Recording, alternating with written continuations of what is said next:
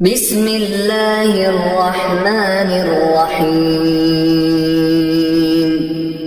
أرأيت الذي يكذب بالدين فذلك الذي يدع اليتيم ولا يحض على طعام المسكين فويل للمصلين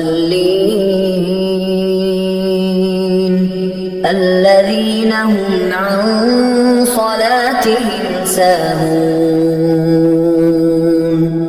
الذين هم يراءون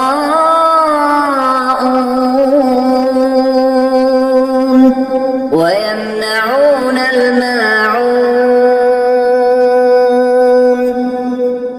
صدق الله العظيم.